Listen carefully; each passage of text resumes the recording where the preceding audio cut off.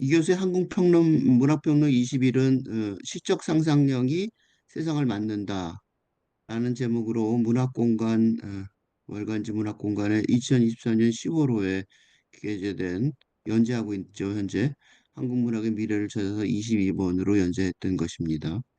읽겠습니다. 에머슨의 시인의 언어는 시의 화석이다. 그 대륙의 석회석이 우리 우리 돌 있죠, 돌. 석회석. 그거는 그 전에 오래전에 극미동물 껍데기에 무한한 덩어리에. 그러니까 지구상의 극미동물의 거북이동물이 아주 작은 동물들이 있었고 프랑클론보다 더 작은 그런 것들이 껍데기들이 모여서 우리가 지금 알고 있는 바위가 된 거, 석회석이 된 거예요. 얼마나 그게 많았으면, 얼마나 오랜 세월이 갔으면 그게 석회석물이 많죠. 그러니까 얼마나 오랜 기간, 그 시간과 공간 한번 생각해 보시면 엄청난 거예요. 그렇게 돌이 되는 것처럼 언어도 그렇게 만들어졌다는 거지. 언어라는 것도 원래는 뭐냐면 이미지나 비유였다고요. 그런데 그게 오래되면서, 그러니까 두 번째로 사용되면서, 그러니까 옛날에 먼저 있던 극미동물의 껍데기가 원래 원전이라면, 그게 이제 이미지나 비유라면, 그러니까 시의 언어죠. 이게 이제 시라면, 응? 시라면 우리가 알고 있는 언어는 두 번째로 사용되면서 그 시적 원천을 까먹은 거라는 거죠. 우리 다 시의 용어를 쓰고 있는데 이제 까먹은 게 보통 우리가 쓰는 언어인 거예요. 이게 이제 에머슨의 시인이라는 시에서 나온 말인데 이거 거의 사실이에요. 이거 거의 사실이 아니라 사실이에요. 그러니까 언어라는 게 우리가 하늘을 보고 하늘이라고 말하잖아요. 그 하늘이라고 말하는 게 하나만 예를 들어보면 하늘을 말하는 천, 한자말. 천은 생각해 보세요. 한자.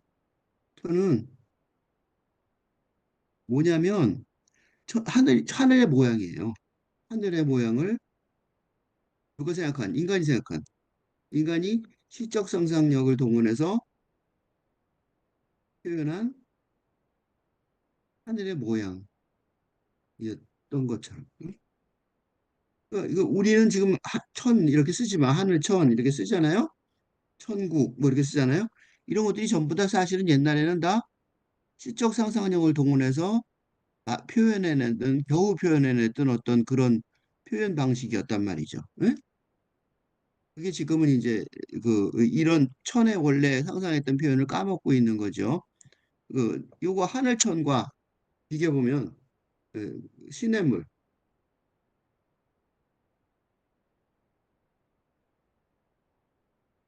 이거는 요 글자예요. 천이 이렇게 되겠잖아요. 물 흘러가는 거죠. 물 흘러가는 모습이잖아요. 그지? 한자 하늘을 말하는 천과 시냇물 천은 그러니까 이 천자를 다 비교해보면 알 수 있어요. 그럼 이게 다 모양이었단 말이죠. 그죠? 응? 그러니까 뜻을 표현하는 표의 문자라고 말하지만, 응? 그 시냇물을 말하는 천은,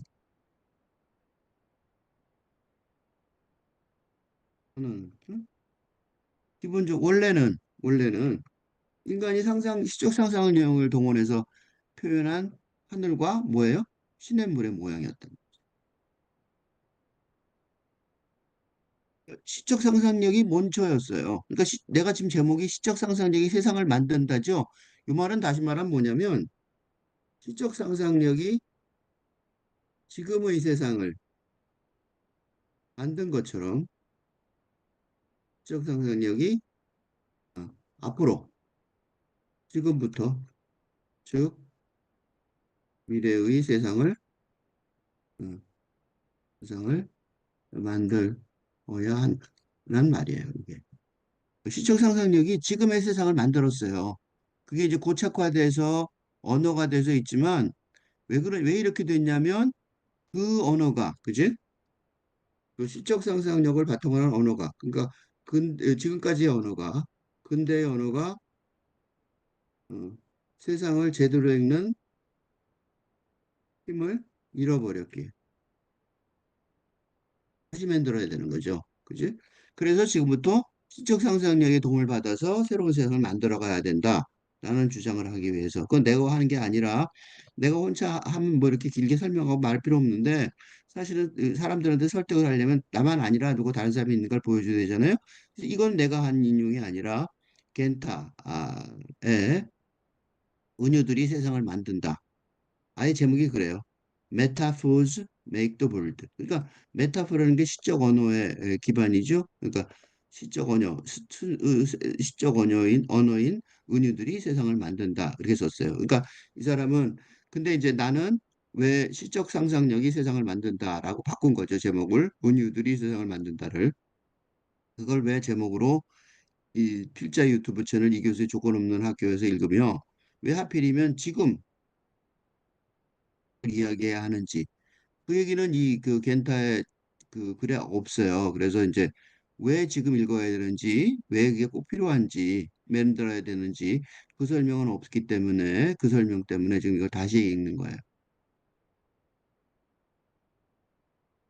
조건 없는 학교 론에서 읽었죠.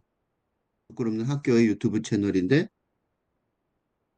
의 시리즈 이 교수의 조건 없는 학교론에서 읽은 거예요. 그러니까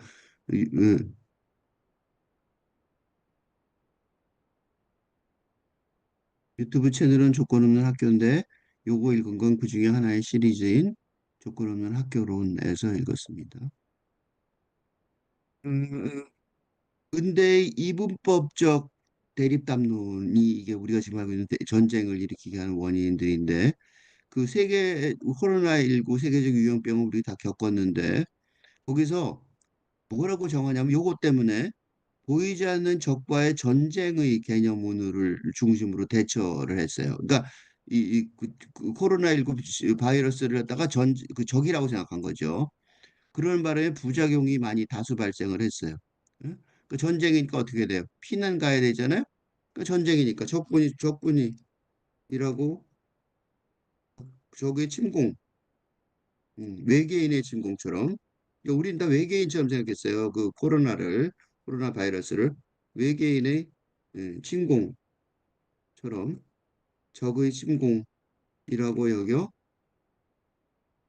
여기 어떻게 했어요? 음, 사람들 전부 음, 집안으로 대피 했습니다. 그지? 이게 내가 이 웃기는 사례가 하나 있는데 그 우리 아이가 어렸을 때 내가 인천서 살았었는데 인천서 사는데 백일해가 유행이라고 백일해가 이 어린애들은 좀 위험하지 기침 중에서 무서운 거 요새도 다시 유행한다 그러더라고요. 백일해가 유행이라고 음, 인천에서 서울로 도망 음, 왔다고 나는 회사에 있는데 회사에 있던 서울 회사에 있던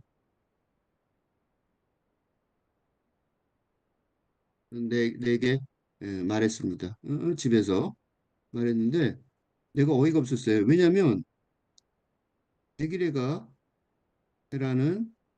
병균이 인천에만 있고 그죠? 에만 있고 서울에는 없느냐고 반문하고 회사를 일찍 끝내고 아이와 함께 인천집으로 어? 돌아간 적 어이가 없죠. 서울에는 왜 백일해가 인천에 서울에는 없냐고. 근데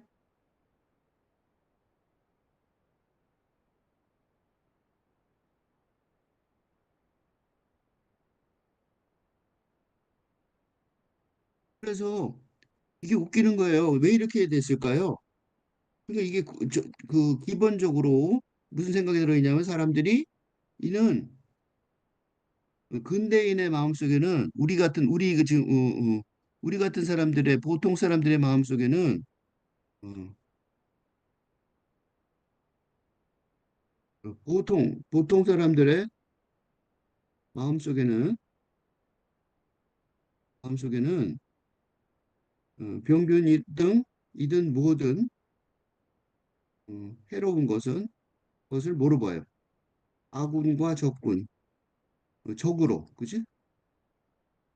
적으로 무조건 이분법적으로 생각하는 관습이 있기 때문에 벌어진 일이죠. 그지? 이런 거 많아요. 생각보다. 내 우습죠? 이거 약간. 근데 여러분들 생각해 보시면 많을 거예요. 응? 해롭다고 생각하면 좀 도망친단 말이에요. 도망쳐도 될 리가 없는 게 굉장히 많거든요. 도망칠 리가 없어. 이거 그래서 이 얘기들이 계속해서 다른 데서 나와요. 도망치는 건 너무 많아요. 도망친다고 될 일이 없는데. 그치? 그러니까 이건 뭐냐면 뭐든 해롭다고 도망치는 게 즉 36개가 최선인견 별로 많지 않다는 거예요. 이게 사실이다. 왜 도망치냐면 그 적군이라고 생각하는 거죠. 총 들고 칼 들고 쫓아오는 적군이라고 생각하는 거예요. 그럼 도망쳐야겠죠? 그래서 도망치는 거예요. 근데 그거 너무 심각하니까 그래서 이제 그때 대안들은 나중에 뭐라 그러냐면 그렇지 않고 세계적 유행법은 불이다.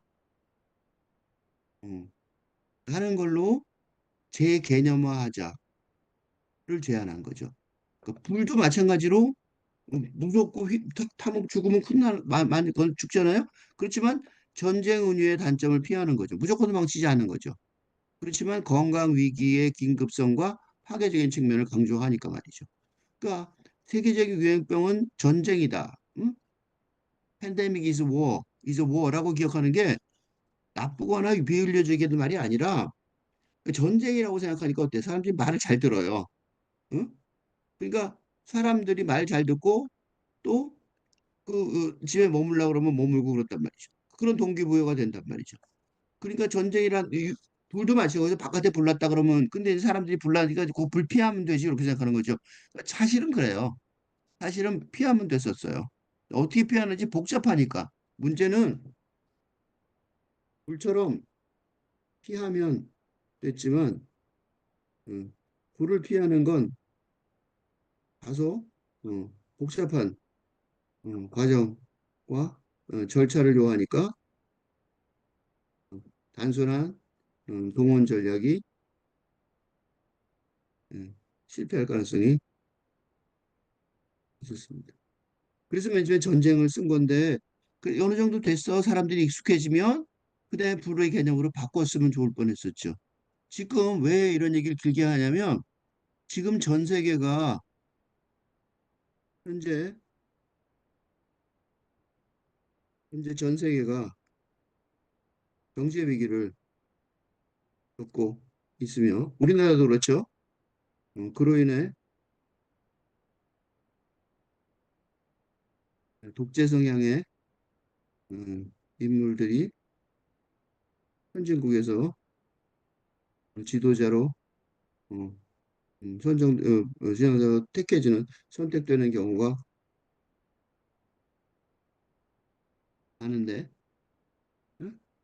어, 독재 성향의 인물들이 어, 선, 선진국에서 지금 많이 그러죠. 그건 왜 그러냐면 혼란 상황에서는 아, 극심한 혼란 속에서는 응? 뭐가 필요해요? 용감한, 그지? 지혜보다 용맹성이 더 중요하니까.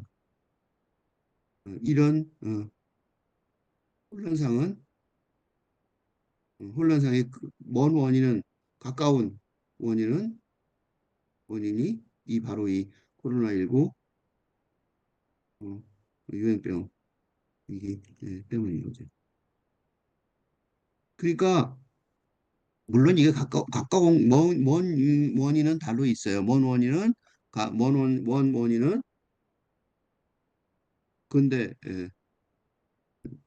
제도 자체가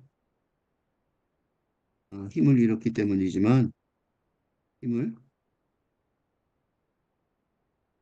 때문이지만, 가까운 원인은 코로나. 그래서 지금 이 혼란스러운 게 코로나 때 이 전쟁 이거 했기 때문에 경제가 무슨 쓸모가 있어 필요 없어 경제 같은 거 다 돈 없어도 돼 나중에 그 사람 사는 게 더 중요하지 이렇게 생각했잖아요. 너무 심하게 대하는 바람에 그런 논란이 있었죠. 그 코로나 내내. 세계적인 유행병이 전쟁이다라는 걸 기억하는 게 나쁘거나 비일려지게 말하는 게 아니고 왜냐하면 근대의 대립 개념이 아니란 말이죠. 탈근대의 개념은 포월의 협상 전략을 그러니까 그게 필요 없다는 게 아니라 포함하지만 그것만으로 안 된다. 복잡하죠, 그러니까.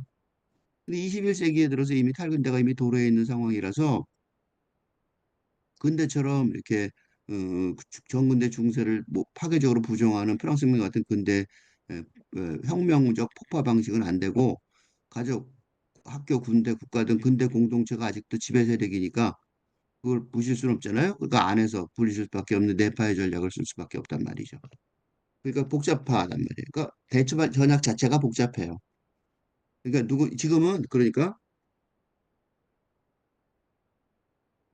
모든 거의 모든 혼란은 대중의 잘못이 아니라 이토록 복잡한 상황과 걸맞은 복잡한 대책을 마련하지 못하는 사회, 어, 지도층과 어, 지식인 사회의 뭐라 그럴까 지도의 한계 때문에 벌어지는 일이라고 여겨진다. 이 대표적인 현상이 최근 윤 대통령의 셀프 음, 셀프 쿠데타를 둘러싼 혼란인데 국민은 혼란스러워하지 않, 국민은 어, 적절하게 대응하는데 지도층과 지식인들이 혼란을 가중시키고 있죠. 사실 그렇죠. 국민들은 전 세계에서 칭송을 받죠. 그지? 전 세계 칭송 받는데 국회나 뭐 지식인이나 뭐 언론이나 어디서 뭐 제대로 하는 거 하나도 없는 것 같아요. 복잡한 거란 말이죠. 그러니까 그 복잡한 걸 잘 돼야 되는데 그건 못 하는 거예요. 국민들이 더 나아. 그지? 그런 이유에. 젠다의 이런 성취는 이게 굉장히 좋은 성취잖아요. 좋은 이 복잡한 거를 대처하는 방법을 보여줬죠. 그러니까 팬데믹은 전쟁이 아니라 전쟁이다. 그것도 좋지만 거기다가 팬데믹은 불이다. 그런 것까지 포함하자. 이렇게 이런 성취는 암은 전쟁이다라는 질병과 투쟁한다는 근대병원의 대립 개념이 있단 말이죠. 그지? 근데 그걸 요새는 안 써요. 요새는 이렇게 안 해요. 이렇게 안 한다고. 암은 전쟁이다. 이렇게 말하는 사람 없어요. 뭐라고 말하냐면 암은 여정이다. 여행이다 이거죠. 팔근대 개념을 제안하는 유연한 자세도 있단 말이죠. 그러니까 무슨 소리냐면 암에 대항해서 싸우지 말고 어게인스트 캔서가 아니라 암과 함께하라. 위드 캔서라고 요약하는 거. 이건 내가 말하는 거 아니에요. 이거 누가 말하냐면 종양학 논문, 비평 논문이에요. 이게 종양학계 그러니까 암 치료 학회에서의 기본 태도예요. 그러니까 군사적 은유의 쓸모를 제고하라. 고 간호사와 의사에게 촉구하는 거예요. 이거 교육시키고 있어 지금 의사들한테. 만약 암을 투쟁하시라고 이렇게 얘기하면 공부를 아직 덜한 의사예요. 그렇지 않다고요. 그러니까 암은 정복해야 할 전투가 아니라 항해해야 할 개인적이고 고유한 길이라고. 응? 이런 식의 재개념화하면 다른 생각을 유도하는 거죠. 그러니까 죽을 때까지 싸우지 말라는 거예요. 전쟁한다 그러면 이게 뭐냐면 암을 전쟁이라고 생각하면 뭐 어때요? 죽는 순간까지 투쟁해야겠지만 그치? 암을 여정이라고 생각하면 말기암의 경우라면 음, 죽는 방법이 그럴 뿐이고 그럴 뿐이라고 받아 수용하며 응? 제대로 남은 삶을 잘 살아갈 수 있을 것이다. 내가 이거를 옛날에 몰랐어요. 근데 옛날에 몰라갖고 내 앞에서 이거 전쟁으로 여기는 사람이 한 사람 있었는데 내가 도와줄 수가 없었어요. 잘 몰라서. 언제냐면 제주도에서 올레길 초창기죠. 초창기에 걷다가 저기 걷다가 민들레를 채취하는 부부를 만났는데 남편이 말기암의 남편이 병원에서도 포기했는데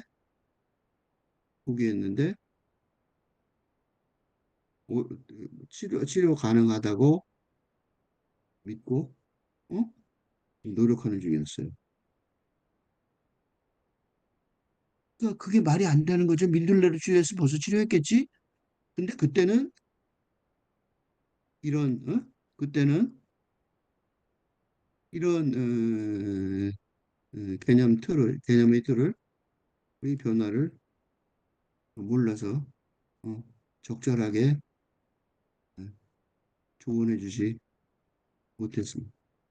나한테 그런 얘기를 할 때는 나한테 그렇게 고백을 그 사람이 어쩌다 만나냐요. 어쩌다 만났는데. 그러니까 어쩌다 만났지만 절박하게 얼마나 절박하면 나한테 그지?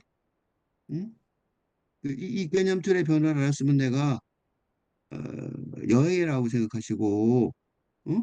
그렇게 얘기했으면 좋을 텐데 특히 그 부인이 옆에서 굉장히 안타깝게 나한테 뭔가 말해주기를 바라는 것 같은 눈빛이 있었는데 할 말이 없었어요 내가.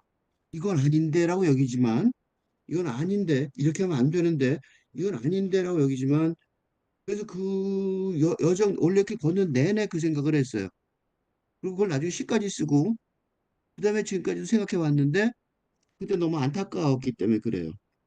그분이만 내가 이걸 알았더라면 그분한테 암하고 싸우지 말고 여행이라고 생각하면 어떠냐. 그랬으면 그분이 마지막 그 남은 생애를 힘들어하면서 그 추운 겨울에 민들레 켜려고 추운 겨울이었는지 가을이었는지 민들레가 언제였는지 봄이었는지 초봄이었는지 하여튼 되게 추웠어요. 추운데 거기서 그렇게 돌아다니는 거 보고 너무 안타까웠는데 못 해줬어요.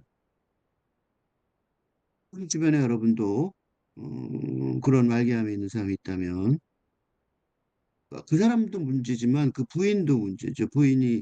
부인도 아무런 추억도 없을 거 아니에요.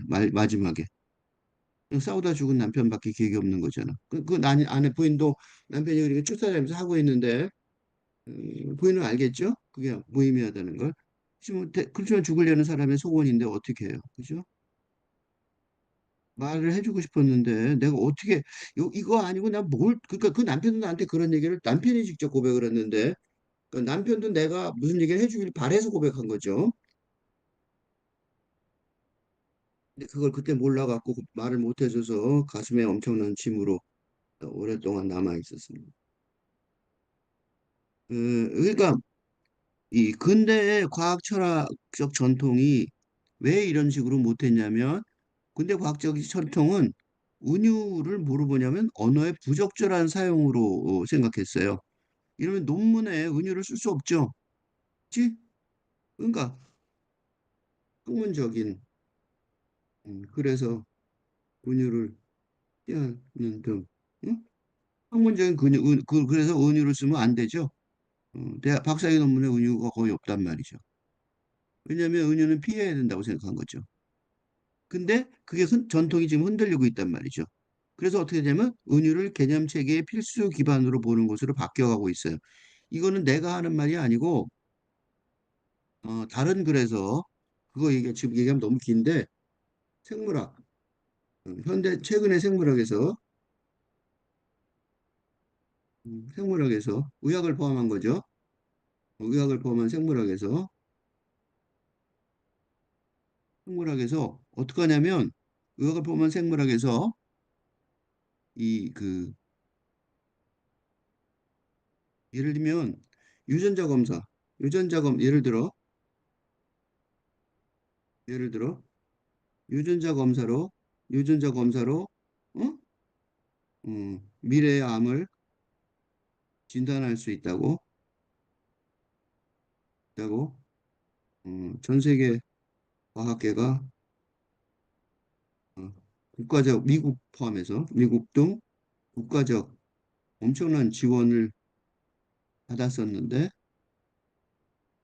대실패로 끝난 것처럼 왜 이렇게 되냐면 이런 위계질서 있어. 유전자, 세포, 뭐, 사람 등의 음, 그 군대식 위계질서를 바탕으로 생각하던 근대 생물학이 자체가 문제라는 것 깨달아서 새로운 생물학을 위한 은유를 찾고 있는 음, 중인 거죠.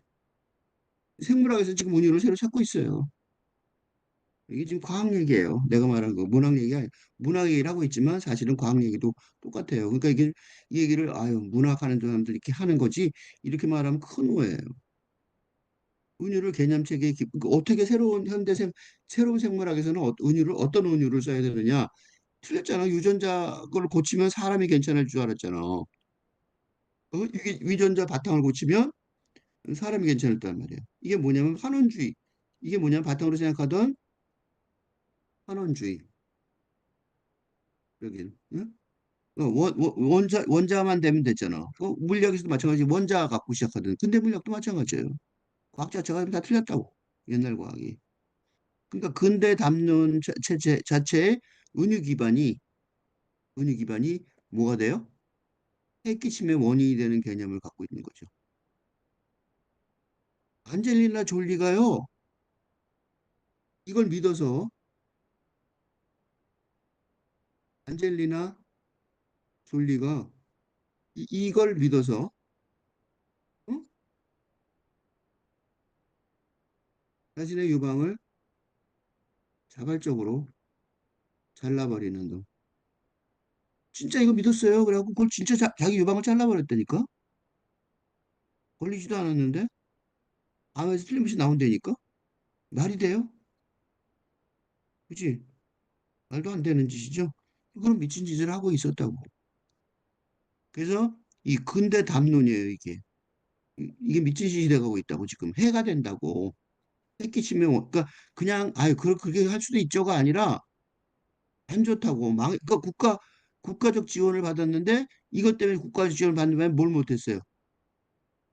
바이러스 연구를 덜 했다고. 그래서 코로나에서 그냥 당한 거야. 여기다 돈 다 집어넣는 바람에. 해가 돼요. 그지? 어떻게 보면 대대적 어마어마한 사기꾼처럼 보이잖아요. 근데 그 사기꾼이 그 과학자들은 사기꾼 처벌 안 받아요. 왜냐면 지들도 몰랐는데 몰라. 그러니까 몰라서 사기친 거잖아. 국가고 모두 전부. 그걸 피해를 많이 봤어요. 그 근대 담론은 이게 하근대 담론은 공간적인 차이 뿐만 아니라 시간적인 차이, 지연, 차연. 그래서 혁명적으로 바뀌어요. 그 탈근대 담론이란 말이죠. 그러니까 근대 담론에는 시간적인 차이만 계산하는데 탈근대 담론은 시간적인 차이도 계산한단 말이죠. 그러니까 다른 원리적 기반으로 개념을 실제로 재구축할 수 있을 것인지 조사할 수 있어요. 그게 탈근대 담론에서. 그 이제 이걸 구체적으로 말할 때는 정치적 페미니즘의 전략을 보는데 페미니즘이 이건 뭐 다 더 많으니까 가부장적 개념 구조에서 여성들은 어때요? 주변이었죠, 주변. 그지? 그걸 그렇게 하는 뼈다짝이라는 치명적 은유가 있었단 말이죠. 그 여자들이 뭐 때문에 안 했냐? 암탉이 울면 뭐 집안이 망해. 뭐 이렇게 그런 얘기 많이 들었죠. 암탉은 여자를 말하는 거예요. 여자가 큰 소리 내면 집안이 망한다는 거죠. 그래서 암탉이 안 울면 집안이 망하죠. 반대가 됐는데 그런 사기를 친 거예요. 그러니까 기존의 근대적 개념 운유, 은혜 뼈다잡기의 현실을 체크하는 게, 공격하는 게 정치적 페미니즘이잖아요. 그지? 이런 얘기들은 익숙하죠. 왜냐하면 정치적 페미니즘들이 공부를 많이 하고 많이 발표를 해서. 그러니까 주인과 노예처럼 남성의 여성에 대한 억압으로 귀결되는 가부장 제도를 감싸고 넘어가는 포어라는 탈근대 개념의 언어, 은유 빼앗기가 넘어가려면 두 가지가 있어야 되는데 이 포어를 하려면 첫째는 보편성이 있어야 되는 거죠. 누구 개인의 사정이야. 두 번째는 언어 너머의 현실성을 확보해야 되는 거예요. 그러니까 새로운 체계를 만들어야 되는데 어, 이론만 만드는 게 아니라 뭐다? 실천도. 그러니까 근대 담론을 어, 감싸고 넘어가는 새로운 새로운 담론 체계를 이론적으로 그러니까 보편성 있게 보편적인 그지? 보편성이 있는 있게 이론적으로 구축하는 것도 중요하지만 그건 끝이 아니에요. 왜냐하면 지금은 바로 이게 필요하단 말이죠. 그러니까 구축하는 것도 중요하지만 그걸 언어적으로만 설명하는 게 아니라 현실성을 확보하여 현실 세계에서 적용할 수 있어야 한다는 게 지금 지대 연구의 음, 어려움이다. 그렇죠. 그러니까 예를 들면 이게 뭐냐면 이런 게 너무 많아요. 지금 시대는 옛날처럼 학문적으로 공부하는 걸로 끝나는 게 아니라 현실적으로도 대책을 세워야 돼요. 예를 들어 뭐가 있냐면 예를 들어 코로나19 코로나19 때 어? 어, 예방주사를 예방약을 개발하는 동시에 뭐 했어요? 어, 그 그러니까 주사 치료에 투입되어야 그래서 돼야 했다는 거예요. 어떤 것처럼. 그러니까 우리가 그러니까 검증되려면 너무 오래 걸리는데 검증할 시간도 없이, 그지? 그게 또 있어요. 뭐가 있어요? 기후재앙 앞에서 기후재앙이 지금 눈앞에 있죠? 기후재앙이 현실이죠. 그 현실 앞에서 요새 가을인데 가을 같죠? 앞에서 응? 이를 극복하는 이론적인 연구를 해야 하지만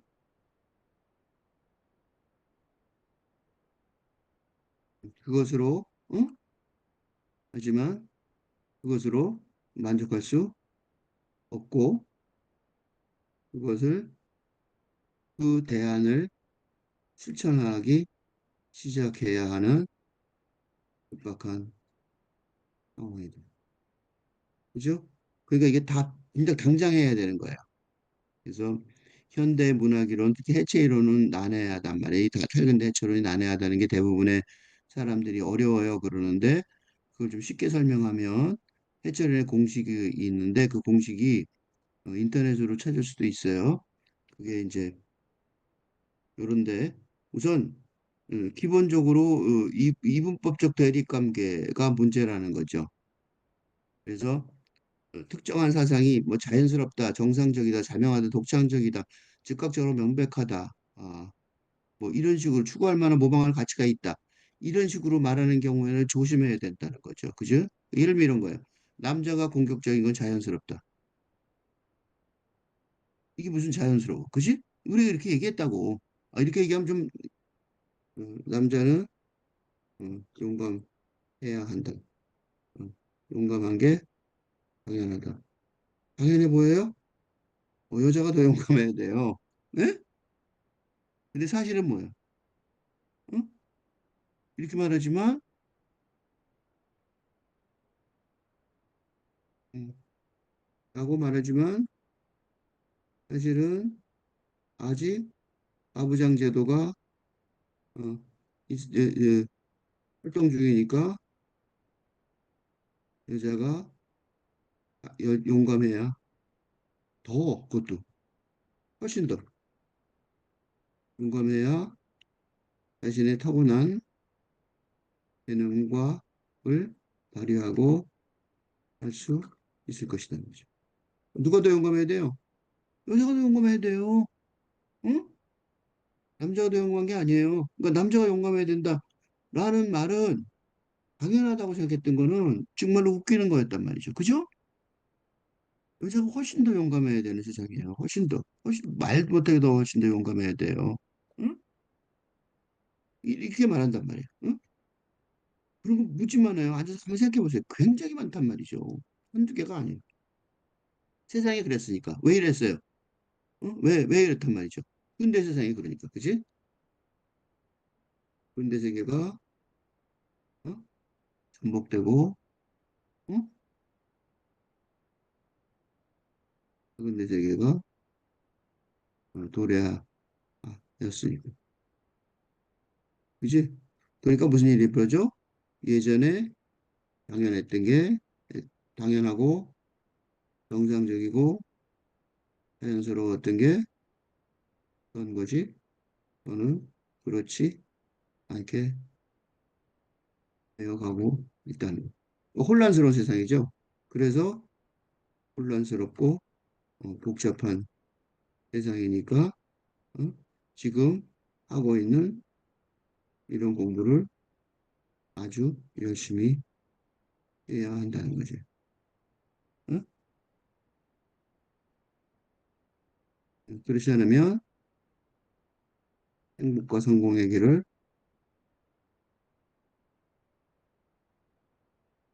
찾기 어려울 것이다.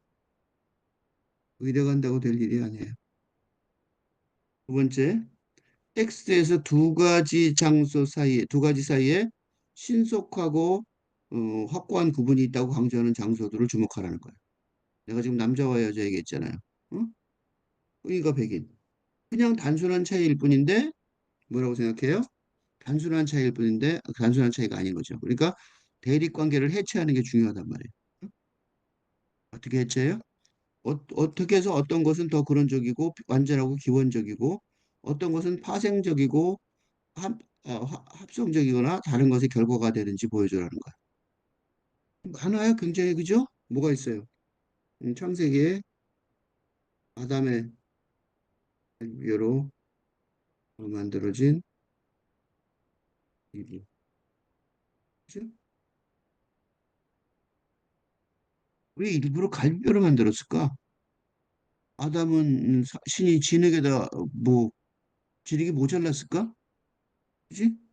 그러니까 진흙에서의 신의 숨결이 창조된 그러면 이거 창조할 줄 몰라 심심해서 창조할 힘이 떨어졌나? 그렇지 않죠? 이건 뭐예요? 이거는 의도적인 거예요. 그지? 가부장제, 음흉한 의도가 숨겨져 있다. 나는 가부장 제도를 뭐라고 생각하냐면 남자들이 무서워서 가부장 제도 한다고 생각해요. 여자들이 훨씬 더 여자들이 기본이잖아요. 응? 생각해보세요. 여자들이 기본이에요. 어,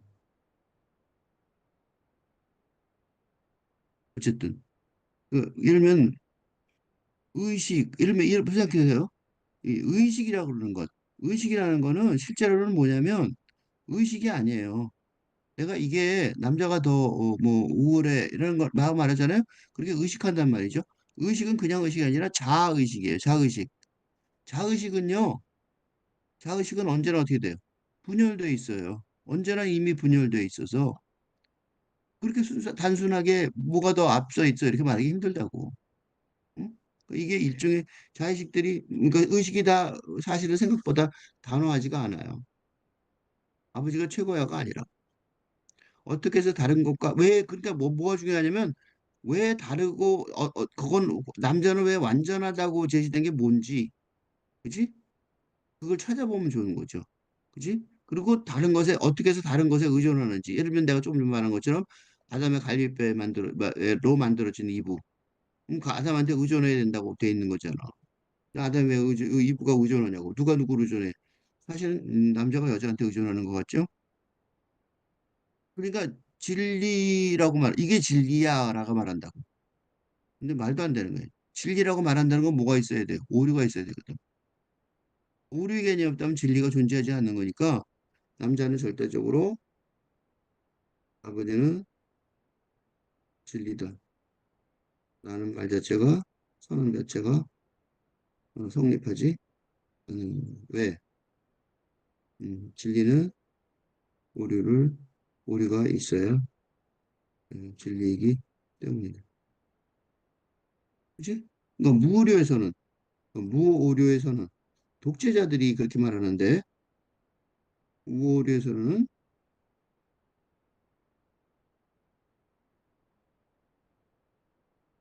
이게 누구든 인간이라면 전부 사귈 겁니다. 목사들도 있고요. 뭐 대통령도 있고요. 많아요. 나는 오류를 안 범해. 그럼 100% 사기꾼이죠.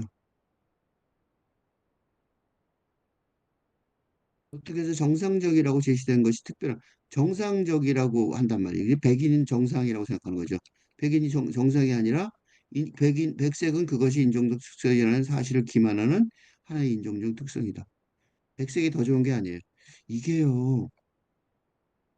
예전에 예전에 1970, 80년대 한국 사회에서 백인은 백인이라는 사실만으로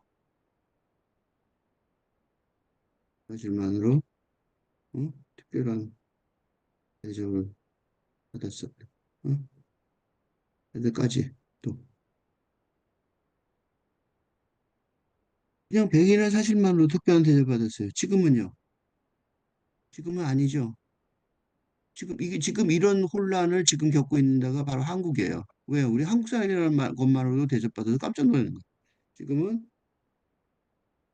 음, 한국 사람이라는 사실만으로 특별 대접을 외국에서 받으며 그게 응? 이제 그게 뭐야? 그게 진리가 아니라 그죠? 그 시대의 관습일 뿐이라는 것, 이라는 걸 알게 됩니다. 백인과 백인과 달리 한국인은 그 특권으로 어? 나쁜 짓을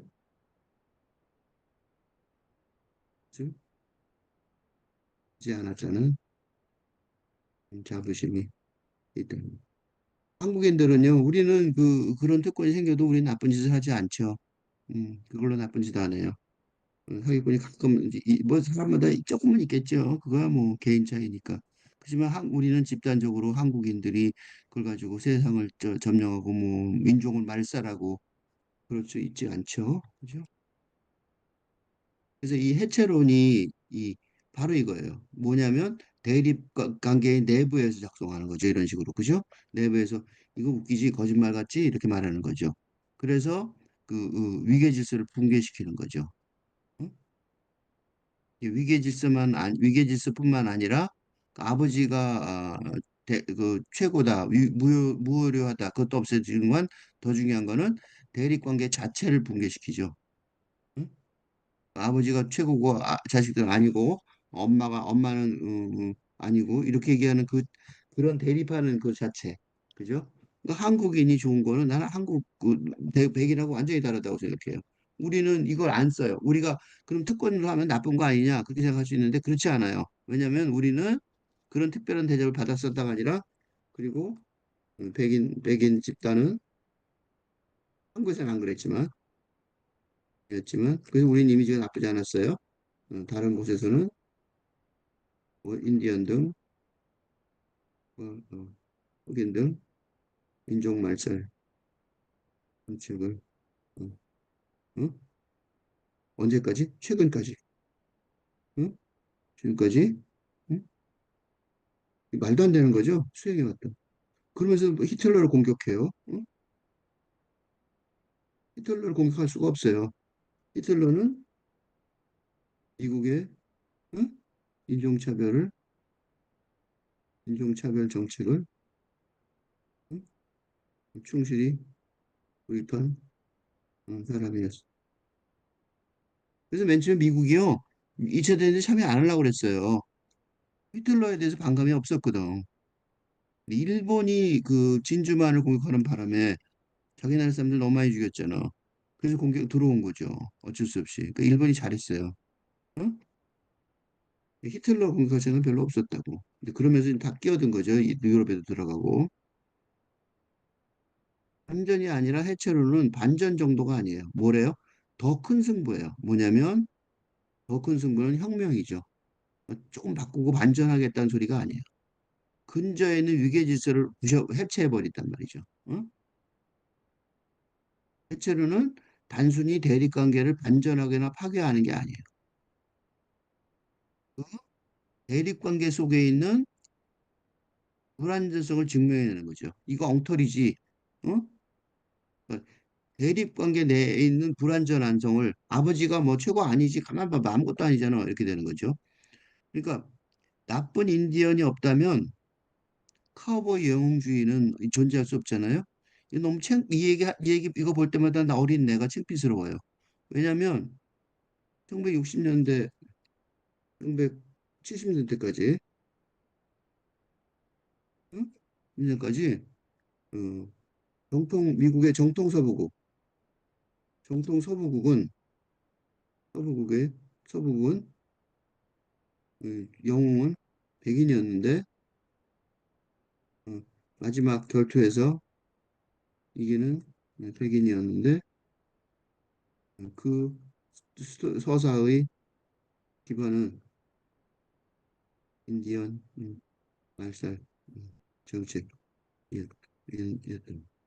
그러니까 인디언을 왕청이 다 죽이고 인디언은 근데 철집에서 그 총도 없어요. 활로 쓰고 그래요. 그거 총으로 죽이는데 모르게 힘들어요. 그치? 근데 굉장히 힘든 것처럼만 쓴다니까. 근데 더 한심한 거는 근데 반성하는 거는 어? 그런 영화를 보면 한국인들은 일어나서 영웅에게 음, 진짜로 실제로 영화관에서 실제로 영화관에서 음, 박수를 음, 쳤다는 거. 근데 문제는 뭐냐면 인디언은 한국인과 인종이 같은 사람들라는 걸 나중에 알았다. 그랬을 때 어린 시절에 내가 창피스러워. 인디언들이 어떻게 됐냐면요 한국인이에요. 왜냐면 그 우리가 베랭해를 넘어서 그 저쪽에서 오다가 따뜻한 곳으로 이쪽으로 동쪽으로 오다가 이 한반도 앞에서 남쪽으로 내려온 게 한민족이고 베링해를 건너서 저기 미국 쪽으로 건너간 사람들이 인디언들이거든요. 그래서 만나보면요 똑같이 생겼대요. 나는 그렇게 똑같다는 걸 못 느꼈는데 내 선생님이었던 신명호 교수님이 은퇴를 하시고 미국에 그 기념여행을 갔다 오더니 나한테 딱 첫 번째 하는 소리가 자기가 너무 초코 먹었다. 뭘 초코 먹었냐면 어, 로키 산맥에 가서 그 왜 있잖아요 그랜드 캐니언 그래서 구경을 했는데 구경으로 나오는데 이 로키 산맥 갔다 온 얘기는 안 하시고 갔다 나오는데 그러니까 옥수수인지 뭘 파는 할머니들이 쭉 앉아 있었는데 깜짝 놀랐다는 거예요. 시골에 우리 장터 할머니하고 똑같이 생겼더라. 쇼크 먹었다고 그러더라고. 그 이제 그분은 이제 영문학자잖아요. 근데 그 영문학자가 미국이 최고인 줄 알고 했다가 나도 그래 똑같이 쇼크 먹 이게 그 신명호 선생님 말씀 때문에 나도 똑같이 쇼크를 먹은 거죠. 그때부터 이제 생각이 바뀌었어요. 그래 인디언이 우리하고 같은 종족이지? 그럼 나 어릴 때 박수 친 건 뭐야? 이렇게 되는 거죠. 신명호 선생님 비슷한 어, 나보다 좀 많이 선배 윗세대지만 영화는 같이 봤겠죠 이때. 그러니까 똑같은 경험이 있는 거죠. 이 필자가 번역한 게 조나단 컬러의 해체비평을 번역했는데 거기서 이 사상적 단계를 이제 발전 단계를 3단계로 나눠서 해설을 했어요. 요약했었어요. 해설을 하면서 그 조나단 컬러가 어렵게 썼기 때문에 설명을 한 거죠. 생물학적 전근대, 정치적 근대, 문화적 탈근대로 요약을 했어요. 그러니까 인간이 인간보다 못해지고 상품이나 사물을 바뀔 때 그러니까 이 그 사물이나 상품을 만드는 것, 그 물건으로 육체로 만들 때는 대상화가 발생하는 거죠. 그 사람은 사람으로 안 보고 뭐로 보는 거예요? 육체로 보는 거죠. 물질로 보는 거죠. 어, 이 여성은 대상이다. 라는 근대적 개념 문유죠. 그러니까 여성은 대상이다 그랬지만 여기 옵젝트는 물질이라는 말도 되거든요. 여성은 물질인 거죠. 물질이다 그러면 어떻게 할 수 있어요? 버리기도 하고, 쓰기도 하고, 그럴 수 있는 거죠. 물질은 그렇잖아요. 써서 버릴 수도 있고, 그런 거잖아요. 응? 그런 거를, 그렇게 여성이 물질이냐, 그럴 때 정책 페미니즘이 비판을 하는데, 그러니까 그거는 보편성이죠. 개념적 은유의 보편성을 말해주고 있어요. 그거 되게 좋은 거죠. 근데 이제 문제가 뭐냐면, 근대 여성의 권리 회복이란 차원을 넘어서서, 그걸 넘어서서 남녀 공존의 미래상을 실현하려면, 정치적 페미니즘을 넘어서려면, 그죠? 그러려면, 그러니까 정치적 대립이라는, 응? 대립 개념에 근거한, 응? 정치적 페미니즘의 한계를 넘어서서, 어? 남자하고 여자하고 둘이 맨날 싸울 수는 없잖아요. 남녀 간에 무슨 전쟁하는 건 아니잖아. 그죠? 우리가 어디서 남녀 간에 전쟁을 합니까? 그지? 박해받진 말았으면 좋겠죠. 그건 좋지만 미래상은 이렇게 된단 말이야. 남녀 공존의 미래상이 필요한데 그거는 이 근대 개념 언어의 보편성만 중요한 게 아니라 언어 너머의 현실성을 확보하는 추동력이 필요하단 말이에요. 그 새로운 세상은 어떻게 되는 거야? 라는 거가 필요하단 말이죠. 그죠? 그럴 때는 뭐가 필요하냐? 문화적 탈근대 차원의 측면이 필요하단 말이죠. 요거를 다른 말로 하면, 그러니까 뭐냐면, 문화적 페미니즘이죠. 이런. 그죠? 그 정치적 페미니즘을 넘어서서, 그래서 대립하는 페미니즘을 넘어서서 남녀 공존의 이런 페미니즘이 나왔으면 좋겠어요. 이게 내가 그래 페미니즘 난 굉장히 좋아하는데 너무 안타까워요. 그 한계에서만 머물고 있는 게. 핵기침의 원인이 되는 개념이었단 말이죠. 뭐가? 근대 담론의 은유 기반이요. 이게 핵기침이요. 심각한 적이 있었는데 뭐냐면 루안다에서 인종 학살을 했는데 투치 민족을 바퀴벌레로 비유를 해요. 라디오에서. KBS, MBC 같은 데서 그렇게 표현한 거죠. 그 라디오가 되게 중요하단 말이죠. 이렇게 바퀴벌레 비인간하는 은유를 반복해서 사용하니까 이 후투 다주민족이 이 사람들 소수민족이었으니까 집단 학살을 해요. 그러니까 쟤들 바퀴벌레니까 어떻게 해? 죽여도 되잖아. 바퀴벌레는 죽여도 되잖아. 그지? 그러니까 은유가 뭐가 됐어요? 가장 최악의 잔혹행위의 개념 도로를 깔아주는 그지? 그런 비인간적 언어를 은유가 연구할 수 있었던 거죠. 그러니까 뭐라고 할 수 있어요? 은유가 죽일 수 있다. Metaphor can kill. 그죠? 은유가 죽일 수 있다는 거예요. 진짜로 은유가 죽여요. 우린 멀리 생각할 거 없어요. 우리 어디 있어요? 북한의 사례도 마찬가지. 은유가 죽일 수 있는 거죠. 지금 우크라이나에서 북한군이 용병으로 가 있는데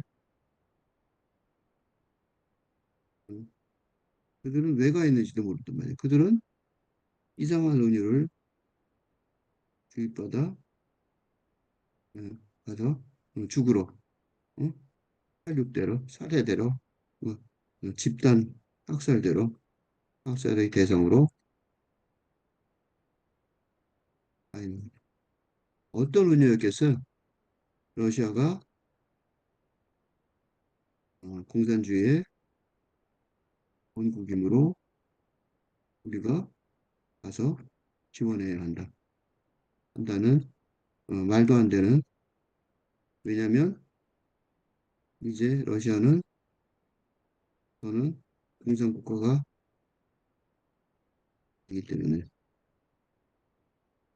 그 말도 안 되는, 응? 그건 뭐예요? 은유가 현재 은유가 이제 북한군을 몇천 명 죽음으로 몰아갈 것입니다. 이걸 알아요. 그래서 이 사실을 파악한 우크라이나 측에서 선전전을 벌리고 니들 그 우유 깨라는 거죠. 응? 이제 선전전을 벌리고 있어요. 은유가 죽일 수 있다. 지금도 벌어지고 있는 일이에요. 뭐 옛날 얘기하듯이 후치 후투 다수민족이 투치 소수민족을 집단 항사라는 얘기는 좀 됐는데 이건 지금 현재 벌어지는 일이에요. 이 글들의 전부의 핵심은 뭐냐면 요거예요. 라커프와 존슨의 삶으로서의 은유. 이 책이에요. 이 책 굉장히 중요한 책이거든요. 안 읽었으면 다 읽길 바래요. 왜냐하면 이 은유 얘기 나오면 다 여기서 이게 1980년대 메타포즈 윌리 바이 이거 번역도 돼 있어요. 삶으로서의 은유로 번역돼 있나? 번역도 돼 있는데 이 번역본이라도 보시면 좋을 것 같아요. 이게 이제 전환점이에요. 은유에 대해서 우리가 생각하게 되는 이 책이.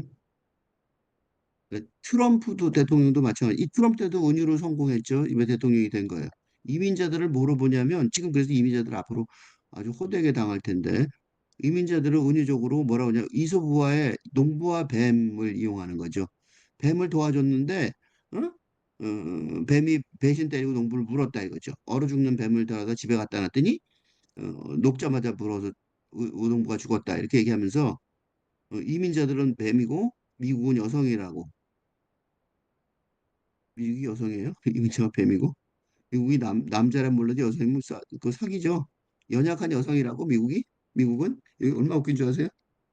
미국은 연약한 여성이다. 는 거예요. 이게 말이 되냐고. 이민을 왜 오냐고. 그치? 연약한 나라에 왜 빌부터 사냐고. 그 얼마나 뻔뻔한 거짓말인지 알 수 있죠? 해적의 마음속에 그걸 개념해서 이번 대통령 이겼잖아. 이게 성공한 거예요. 뱀이 여에게 위협이었듯이 이민자들이 국가 안보의 위협이라는 신념을 지지하도록. 근데 바로 이거가 먹힌 거예요. 더 웃기는 거는 메타포스 캔 킬. 은유는 죽일 수 있어요. 지금도. 그러니까 은유들의 선택이 가진 생각을 구조하는 힘이 뭐예요? 자기 의지를 발전시키는 사기꾼과 정치인가들에게 납치될 만큼 누구를 취약하게 만드는 거 확실해요.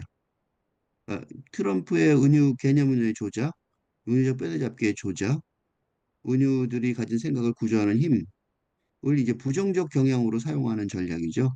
응? 부정적으로 사용하는 거예요.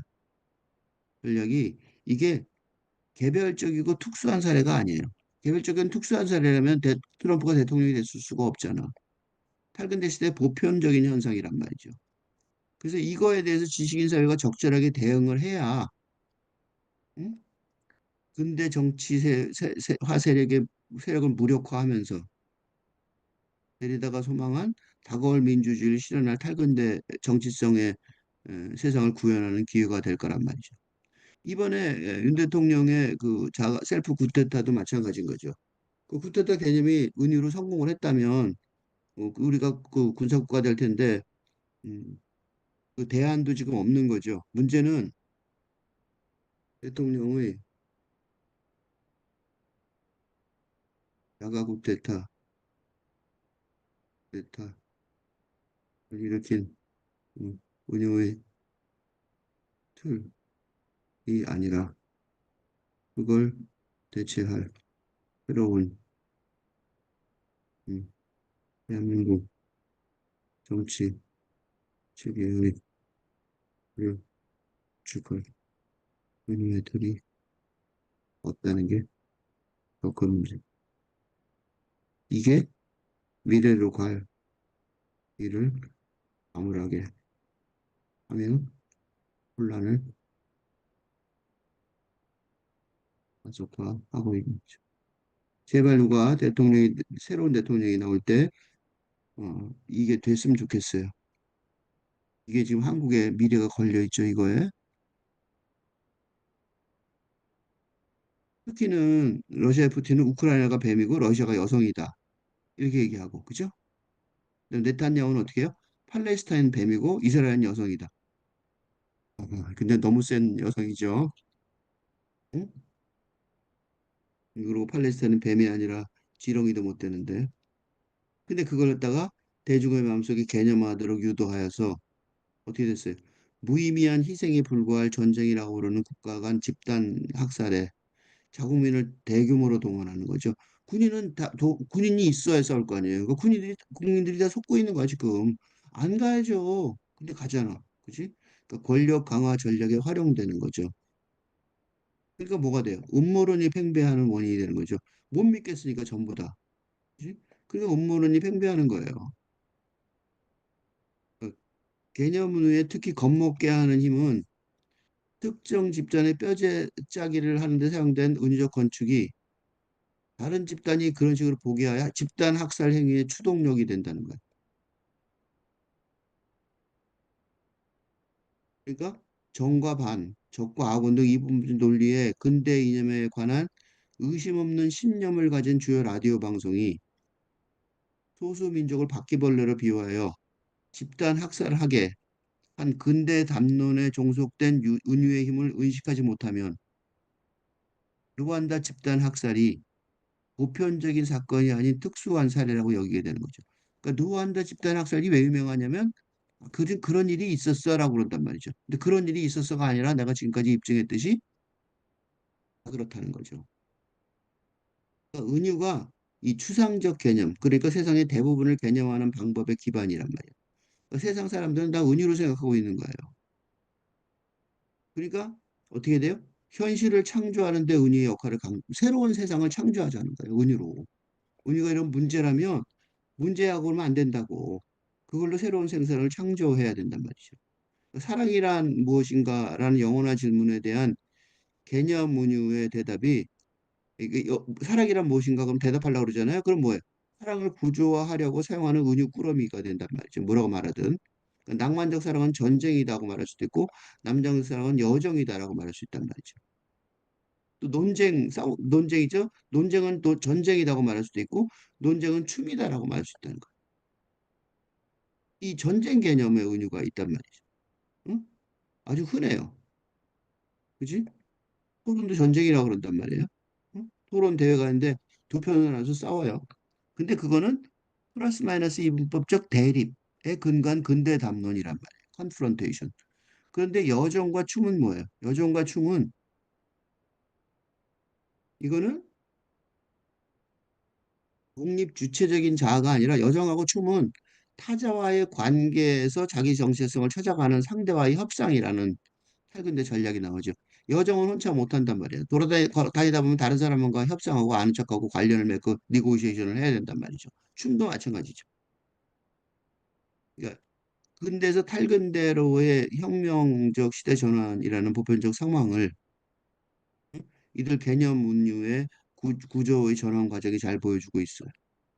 근대의 개념 운유가 탈근대 그것으로 혁명적으로 전환하여 대화라는 언어의 차원 넘어 현실 세계의 정치에 결정적인 영향을 미친다는 걸 알 수 있어요. 사랑 얘기를 지금 하고 있는데, 일면 중심의 가문에서 거의 당사자 동의 없이 결정되었던 결혼이죠. 그게 영국 르네상스의 로미오와 줄리엣처럼 근대 시대에 들어와서는 어떻게 되냐면 독립 주체적인 자아가 결심하는 낭만적 사랑에 의한 결혼으로, 그지?